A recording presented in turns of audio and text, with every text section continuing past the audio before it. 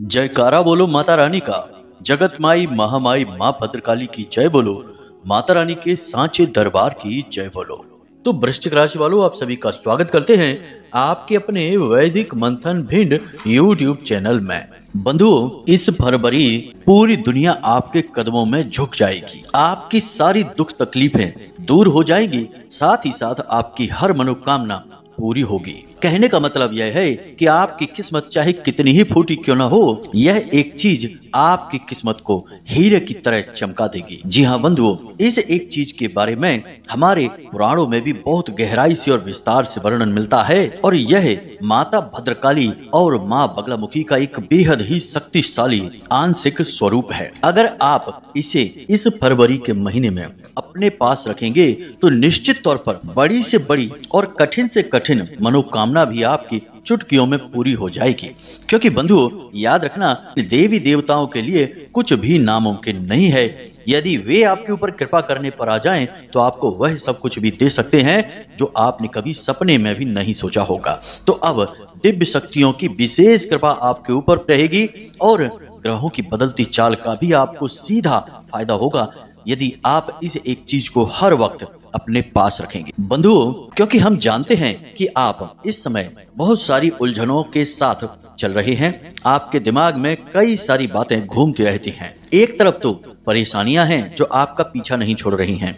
किसी के जीवन में काम धंधे व्यापार से जुड़ी समस्याएं हैं। कोई अपने रिश्ते नातों को लेकर बहुत दुखी है, और किसी के जीवन में पैसे की तंगी चल रही है और कर्जे ने भी उनकी कमर तोड़ कर रखी है। और कुछ हैं जो बीमारियों से परेशान है। एक के बाद एक बीमारियों का जो सिलसिला चल रहा है वह टूट ही नहीं रहा है। तो कुल मिलाकर देखा जाए तो आपकी राशि के जातकों के अभी दिन अच्छे नहीं चल रहे हैं। हालांकि आप अपने प्रयासों में कोई कसर नहीं छोड़ रहे हैं। आप पूरा जोर लगा रहे हैं। जहां से जो भी आप कर सकते हैं, चाहे वह किसी भी प्रकार की मेहनत हो, किसी से भी मिलकर अपनी समस्या का समाधान निकालने की कोशिश हो, कोई दैवीय उपाय हो, सब कुछ आप कर रहे हैं। लेकिन इस समय में कुछ भी आपका अच्छा नहीं हो रहा है।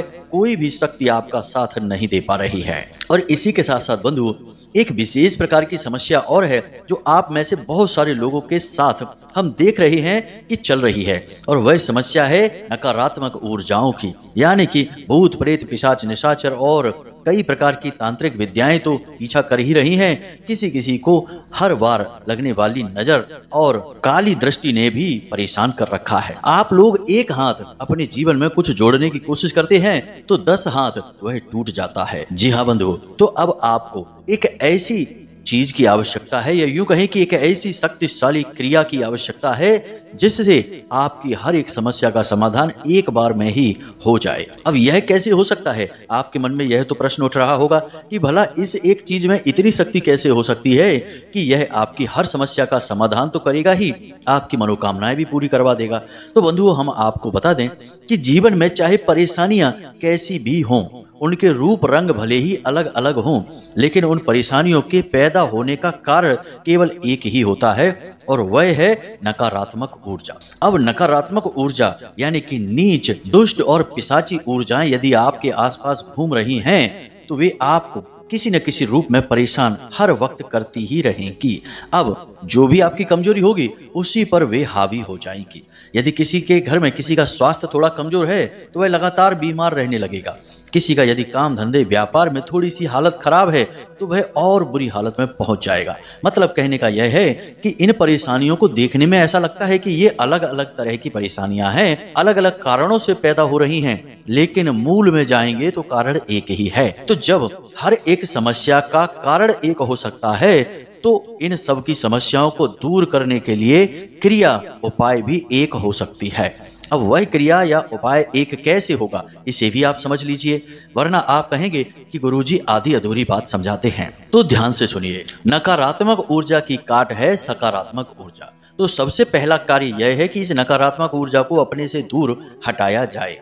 जब आप हटाएंगे तो आपके आसपास अपने आप एक वैक्यूम, एक खाली जगह तैयार होगी, और फिर कुछ ऐसी विशेष क्रियाएं करेंगे जिससे कि शुद्ध सकारात्मक ऊर्जा, जिसे हम माता बगलामुखी और माँ भद्रकाली की ऊर्जाएं कहते हैं, आपकी ओर आकर्षित होंगी। याद रखना कि इस ब्रह्मांड की चाहे कितनी ही बड़ी से बड़ी नकारात्मक ऊर्जा क्यों ना हो, माता भद्रकाली और मां बगलामुखी के सामने टिक ही नहीं सकती हैं। सबसे बड़ी काट है ये। माता शक्ति की शुद्ध स्वरूप है और उन्हीं की 10 विद्याओं में शामिल है। तो अब आप खुद ही समझ सकते हैं कि जो माता शक्ति का स्वरूप होगा उसके सामने भला नकारात्मक ऊर्जाएं कैसे टिक सकती हैं। तो आज हम आपके घर में, आपके जीवन में इन्हीं 2 विशेष महाशक्तिशाली ऊर्जाओं को स्थापित करवाने वाले हैं इस एक क्रिया के माध्यम से। और एक बात हम आपको और पूरे दावे के साथ बता दें यहाँ पर कि यदि आपने हमारे द्वारा बताई गई बातों को अच्छी तरह से समझ लिया और जिस प्रकार हमने आपको क्रियाओं को समझा रहे हैं उसी प्रकार से इन क्रियाओं को अपने जीवन में उतार लिया, तो फिर चाहे कितनी ही बड़ी समस्या आपके जीवन की क्यों ना हो, कुछ ही दिनों में देखते देखते ही आपकी वह गायब हो जाएगी। और यह हमारा खुद का अपने जीवन भर का अनुभव भी है और हमने इसे हजारों लोगों पर आजमाया भी है। तो इसकी प्रामाणिकता की तो कोई बात ही नहीं है। जी हाँ बंधुओं, तो अब यदि आपको सचमुच में शांति और सुकून भरा जीवन जीना है जिसमें कि प्रेम की गंगा बहती हो और कोई दुख तकलीफ ना हो, परेशानियां जरूर हो लेकिन दुख ना हो। बंधु, परेशान होने में और दुखी होने में बहुत अंतर होता है। परेशान तो छुटपुट समस्याओं से लोग होते ही रहते हैं। परेशानियों से छुटकारा तो जीवन भर नहीं मिल सकता, कोई दिलवा ही नहीं सकता है। भगवान भी इस संसार में आए तो परेशान हुए, लेकिन जो दुख होते हैं वे इंसान को अंदर से तोड़ देते हैं और जरूरत है तो इन्हीं दुखों से मुक्ति प्राप्त करने की। तो आज के इस कार्यक्रम को देखने वाले को निश्चित तौर पर अपने दुखों से मुक्ति प्राप्त होगी और हर एक सुख उसे प्राप्त होगा ही होगा। हम इस बात की गारंटी देते हैं। जी हाँ बंधुओं, तो अब आपको करना यह है कि इस कार्यक्रम को अंत तक देखना है और जो बातें हम आपको बताने वाले हैं उन्हें पूरी गंभीरता के साथ मेहनत करके अपने जीवन में उतारना है, तभी कुछ होगा। तो उम्मीद करते हैं कि आप हमारी भावनाओं को समझ रहे होंगे। तो चलिए बंधुओं, आज के इस विशेष कार्यक्रम की शुरुआत करते हैं और आपको आज जीवन को बदल देने वाला एक महाज्ञान देते हैं जो हमारे खुद के व्यक्तिगत अनुभवों और माता रानी के द्वारा दी गई अनुभूतियों पर आधारित है। तो चलिए बंधु, आज के इस महान कार्यक्रम को शुरू करते हैं। महामाई को याद करते हुए कमेंट बॉक्स में लिख डालिए, जय माँ भद्रकाली कृपा करो। महामाई निश्चित तौर पर आपके ऊपर कृपा करेंगी। माई बहुत दयालु हैं, अपने बालकों की पुकार पर तुरंत ध्यान देती हैं और उनकी मदद के लिए दौड़ पड़ती हैं। तो चलिए बस भाव के साथ लिख डालिए। इसी के साथ साथ यदि आप इस चैनल कार्यक्रम पर पहली बार आए हैं तो पहली बार आने वाले हमारे भाई बंधु दर्शक इस चैनल को सब्सक्राइब जरूर कर लें, क्योंकि यह चैनल महामाई के धाम से प्रसारित होता है। इसलिए महामाई ने आप पर कृपा की है जो आप आज इस कार्यक्रम पर आए हैं। तो जल्दी से चैनल को सब्सक्राइब करिए और कमेंट बॉक्स में लिखिए कि मैं भी माई के परिवार का हिस्सा हूँ। हमें बहुत अच्छा लगेगा कि हमने कुछ नए बालक महामाई के परिवार में जोड़ दिए हैं। तो चलिए बंधु, जल्दी से चैनल को सब्सक्राइब करिए, कमेंट बॉक्स में लिखिए मैं भी माई के परिवार का हिस्सा हूँ। तो चलिए अब अपने मूल विषय पर वापस आते हैं और आपको उस एक चीज के बारे में बताते हैं जो आपकी हर एक समस्या का समाधान है। माता रानी की दिव्य कृपा सीधे आपके साथ हर वक्त 24 घंटे चलेगी और आपकी रक्षा करेगी। बंधु, अगर आप अब भी सोच रहे हैं कि कुंडली का विश्लेषण कराएं कि नहीं कराएं, क्यों कराएं, क्या जरूरत है कुंडली विश्लेषण कराने की, तो ध्यान से सुनिए। आप इस समय 3 तरीके की स्थितियों में फंसे हुए हैं। एक स्थिति तो यह है कि आपके ऊपर बहुत कर्जा है, व्यापार चल नहीं रहा है, घर में भी क्लेश रहता है, रिश्ते नातों में भी उथल पुथल मची हुई है। तो अब इस स्थिति में आप कैसे फंसे? कोई ना कोई ग्रह था जिसने परेशान किया, तो इससे बाहर निकलने का मार्ग क्या है? कुंडली में छुपा हुआ है, इसलिए कराइए। दूसरा कि आप कुछ जीवन में करना चाहते हैं, निर्णय ले नहीं पा रहे हैं, समझ में आ नहीं रहा है कि क्या करें क्या ना करें, तो इस स्थिति में श्रेष्ठ मार्गदर्शन कौन करेगा? आपके ग्रह, आपकी कुंडली। तीसरा कि आपकी जिंदगी में आपने सब कुछ हासिल कर लिया है, कामयाबी भी हासिल कर ली है, रिश्ते नातों में भी सुख शांति है, परंतु आपके मन में एक बेचैनी है क्योंकि अब तक शायद आपने वह हासिल नहीं कर पाया जिसके लिए आपका जन्म इस धरती पर हुआ था। यानी कि अपने सही उद्देश्य को आप अब तक हासिल नहीं कर पाए हैं। तो वह उद्देश्य क्या है, क्यों आप इस धरती में, इस संसार में आए हैं, उस उद्देश्य को जानना है। इसको जानने के लिए आपको कुंडली दिखानी है। तो आपके जीवन में जो भी परिस्थितियां हैं, इन परिस्थितियों के सही कारण और उनके निवारण को केवल आपकी कुंडली बता सकती है, इसलिए आपको कुंडली दिखानी है। तो बस अगर आप ऐसी परिस्थितियों में हैं तो नंबर हमने वीडियो में दे रखे हैं, किसी भी नंबर पर 10 बजे से 4 बजे के बीच फोन लगाइए, छोटी सी दक्षिणा देने के बाद अपनी कुंडली का श्रेष्ठतम आकलन करा लीजिए। जय माई की। तो बंधु, अब ध्यान से सुनिए। आपका जो घर है वह असल में कई दिव्य शक्तियों का, कई नकारात्मक ऊर्जाओं का भी घर है। अब आपके घर में जितने लोग रहते हैं उन लोगों के अलावा भी बहुत सारी नकारात्मक ऊर्जाएं और सकारात्मक ऊर्जाएं आपके घर में वास करती हैं। अब शास्त्रों की माने तो किसी भी इंसान के घर में 45 देवी देवताओं का तो मूल रूप से वास होता ही है। फिर उसके बाद उनके आराध्य देव हो जाते हैं और उनके कुल खानदान में पूजे जाने वाले कई अन्य प्रकार के देवी देवता होते हैं, क्योंकि कुल खानदान बहुत बड़ा होता है और कई लोग ऐसे होते हैं जो विभिन्न दिव्य शक्तियों की पूजा आराधना करते हैं, तो यह रक्षा कवच आपके ऊपर भी आता ही है। कहने का मतलब यह है कि कई दिव्य शक्तियां और नकारात्मक ऊर्जाएं आपके घर में वास करती हैं, लेकिन इन सब के बीच जो सबसे बड़ी एक शक्ति होती है जो आपके घर पर पूरी तरह से कब्जा करके बैठी रहती है, अब वह शक्ति नकारात्मक है या सकारात्मक है, यह जानना बहुत अधिक आवश्यक है। कुछ लोग कहते हैं कि गुरुजी, हम बहुत मेहनत कर रहे हैं, घर में 2-3 लोग हैं और सभी पैसा कमा रहे हैं, लेकिन पता नहीं क्या ऐसा अजीबोगरीब चल रहा है कि ना तो कोई पवित्र कार्य घर में हो पा रहा है, यानी छोटी से छोटी पूजा पाठ भी घर में नहीं हो पाती है। दूसरा कि पैसा जैसे भी आता है वैसे ही चला जाता है, यानी कि बिल्कुल भी एक पैसा भी घर में रुक नहीं पाता, जरूरी खर्चे ज्यों के त्यों बने रहते हैं और अनाप शनाप उल जलूल जगहों पर पैसा खर्चा हो जाता है, और साथ ही साथ घर में बीमारियां और तमाम तरीके की परेशानियां, कर्जा वगैरह भी है। तो आखिर ऐसा क्यों है? किस कर्म की हमें सजा मिल रही है? क्यों हम इतने परेशान चल रहे हैं और घर में बात बात में जरा जरा सी बातों पर झगड़े होते रहते हैं? सो अलग। अब यह समस्या देखने में एक लग रही है, लेकिन कई तरह से इंसान को प्रताड़ित करती है, पीड़ित करती है। तो अब यहाँ पर यह है कि निश्चित तौर पर यदि गहराई से आकलन किया जाए तो उस इंसान के घर में एक नकारात्मक ऊर्जा है जिसने पूरी तरह से घर को कब्जे में ले रखा है और वह कुछ भी शुभ उस इंसान के जीवन में होने नहीं दे रही है।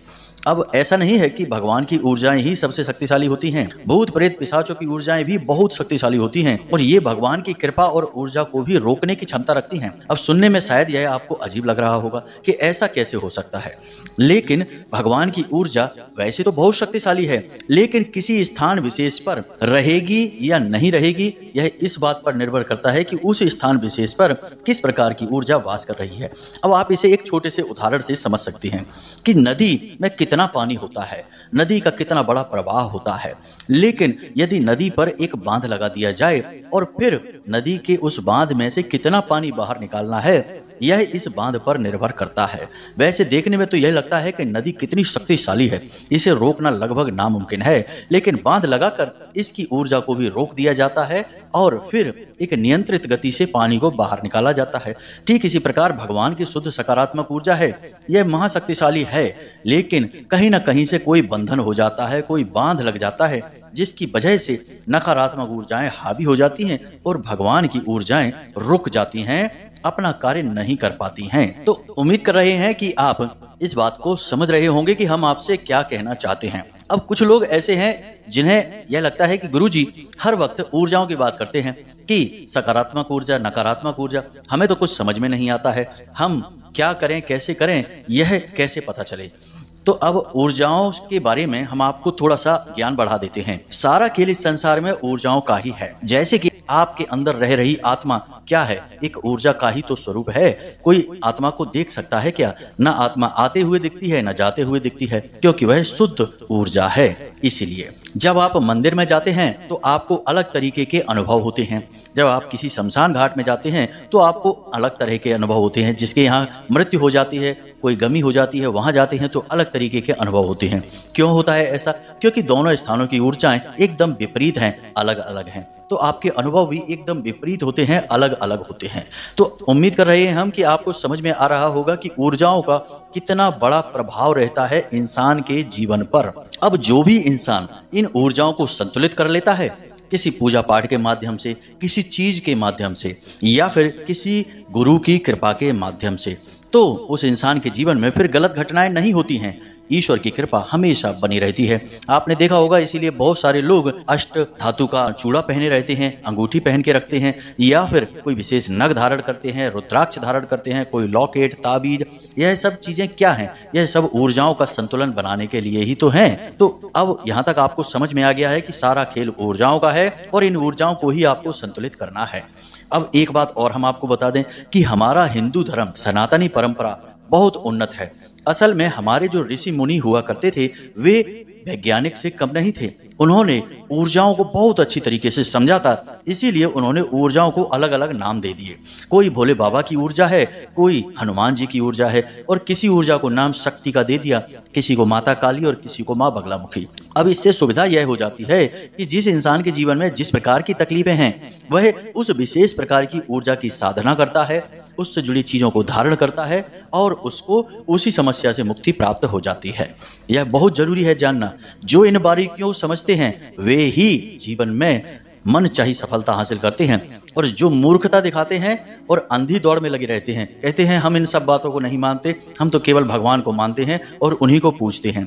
तो आप ऐसे पूजते रहिए, कुछ नहीं होता है। मंदिरों में हजारों लोग आते हैं, लाखों लोग आते हैं, सबकी मनोकामनाएं पूरी नहीं होती हैं।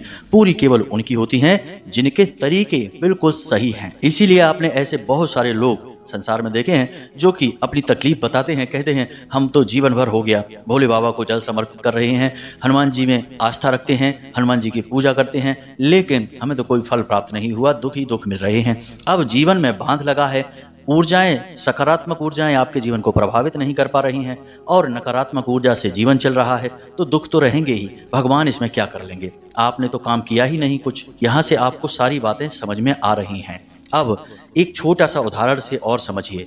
आपको मेहनत करनी पड़ेगी, आपको काम करना पड़ेगा, तभी भगवान आपकी सहायता के लिए आएंगे, यानी कि कोई भी दैवी शक्ति आपकी सहायता के लिए आएगी। आपको उसे बुलाना पड़ेगा, आपको उस तक जाना पड़ेगा। सुदामा भगवान श्री कृष्ण के बहुत अच्छे मित्र थे और खूब जानते थे भगवान श्री कृष्ण के सुदामा जी अपनी जीवन को तकलीफ में बिता रहे हैं, लेकिन कुछ भी नहीं कर सकते थे। लेकिन जैसे ही सुदामा जी भगवान श्री कृष्ण के पास पहुंचे, उन्होंने अपनी कृपा का भंडार खोल दिया और उन्हें राजाओं जैसा जीवन दे दिया, केवल 3 मुट्ठी चावल के बदले में। ऐसा क्यों हुआ? क्योंकि सुदामा जी ने प्रयास किया। यह कहानी हमें दिखा रही है कि मानव को पहले प्रयास करना पड़ेगा, तब भगवान आगे बढ़ेंगे। अब यहाँ तक सारी बातें आपको समझ में आ गई हैं। अब बात करते हैं आपके मूल विषय की। हम यहाँ पर बात कर रहे हैं माता बगलामुखी की। माँ बगलामुखी एक ऐसी दिव्य शक्ति है जो माता शक्ति का शुद्ध स्वरूप है और उनकी 10 महाविद्याओं में से 8वीं महाविद्या है। माता बगलामुखी का विशेष तौर पर पूजन इसीलिए किया जाता है कि जब लोगों को तकलीफों से मुक्ति चाहिए, यानी कि एक के बाद एक परेशानियां जीवन में हैं, हर काम में रुकावट है, पैसे की आवक नहीं है, कर्जे से परेशान है, कोई भी तकलीफ है, सब तकलीफों का कारण नकारात्मक ऊर्जा है और इस नकारात्मक ऊर्जा की सबसे बड़ी काट है माता बगलामुखी। हमने अपने पिछले कार्यक्रम में भी माता बगलामुखी के बारे में आपको बताया है कि हर प्रकार के बंधन को काटने की शक्ति है माता बगलामुखी। तो माता बगलामुखी की साधना आपको करनी ही होगी। अब कैसे करेंगे आप यह? तो इसे आप ध्यान से समझिए। आपको बाजार से माता बगलामुखी की एक छोटी सी तस्वीर, कोई फोटो अपने घर लेकर आनी है। इसी के साथ साथ आपको एक भोजपत्र, एक कागज आता है, एक अष्टगंध की स्याही और एक अनार की कलम, यह सामग्री लेकर आनी है। शनिवार के दिन आप इस क्रिया को प्रारंभ करेंगे। आपके घर में यदि माता बगलामुखी की तस्वीर या फोटो है और उसका पूजन होता है नित्य, तो आप फोटो को ना लेकर आएं, इस सामग्री को अकेला लेकर आएं।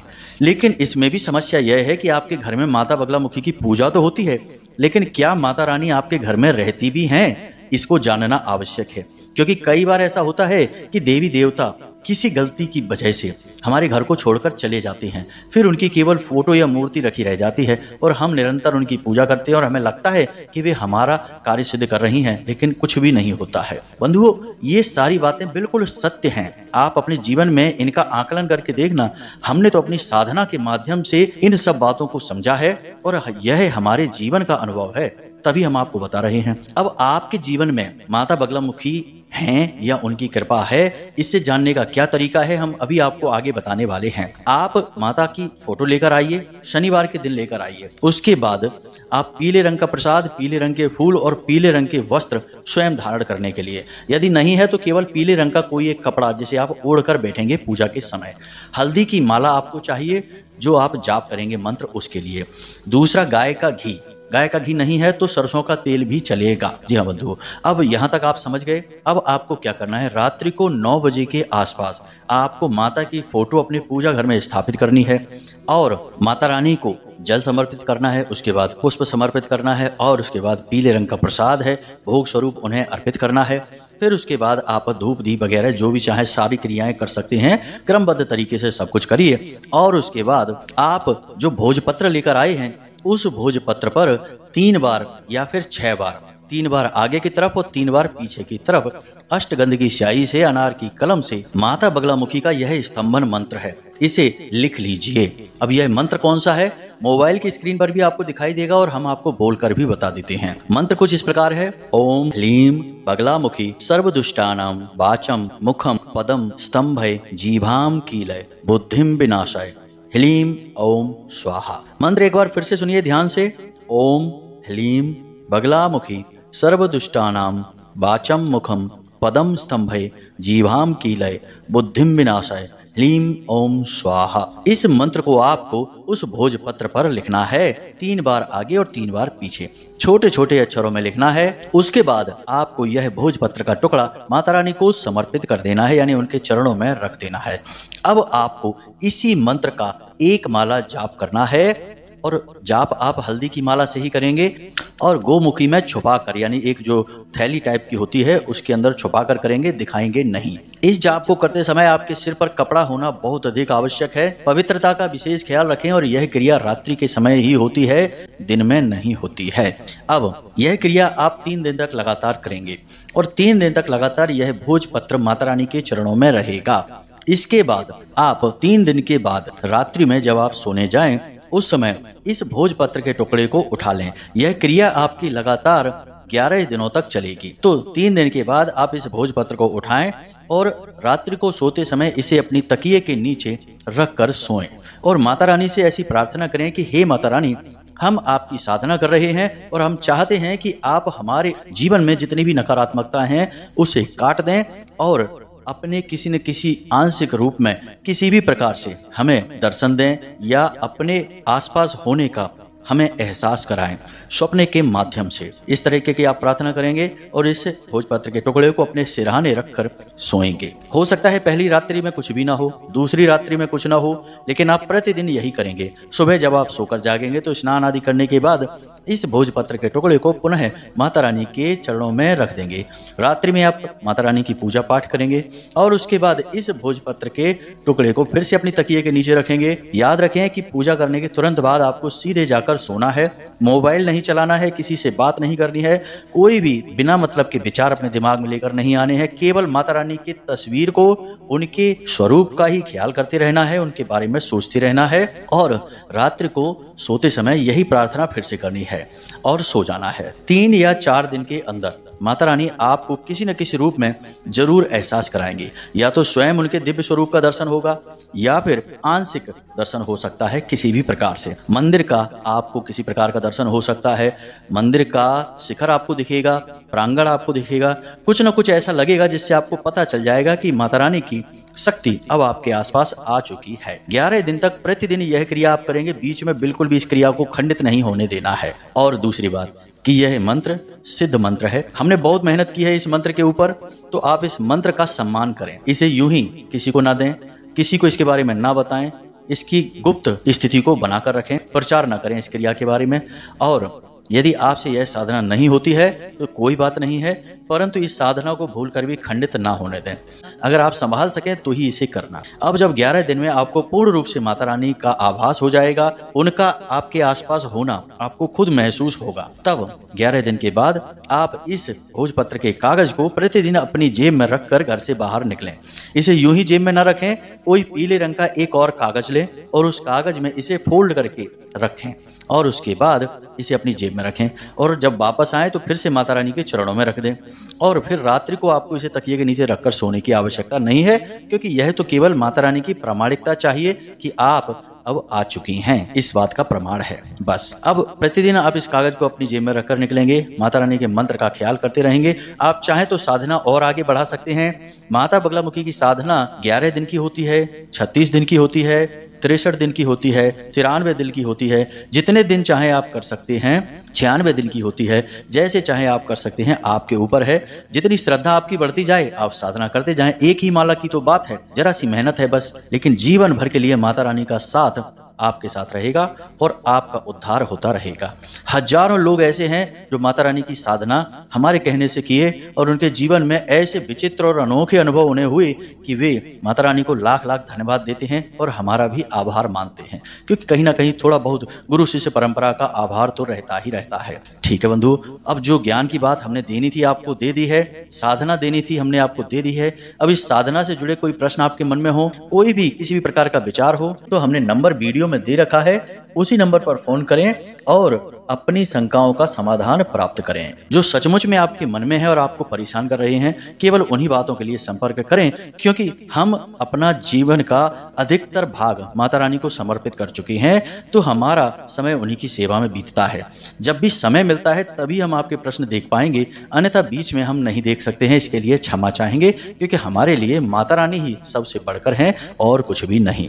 बंधु, उम्मीद करते हैं कि आप हमारी भावनाएं समझ रहे होंगे और हम किस प्रकार से माता रानी की सेवा कर रहे हैं आपकी सहायता करके, यह भी आप समझ रहे होंगे। तो चलिए बंधु, आज के इस विशेष कार्यक्रम को यहीं पर समाप्त करते हैं। हमेशा सकारात्मक रहिए, माता रानी में अपनी आस्था बनाए रखिए, हंसते रहिए, मुस्कुराते रहिए, जीवन का आनंद लेते रहिए और दिन में एक बार मंदिर अवश्य जाइए। मिलते हैं अगले विशेष कार्यक्रम में, तब तक के लिए धन्यवाद। प्रेम से बोलिए जय माई की, जय मां भद्रकाली, जय मां बगलामुखी। माता रानी आपका कल्याण करेंगी। धन्यवाद।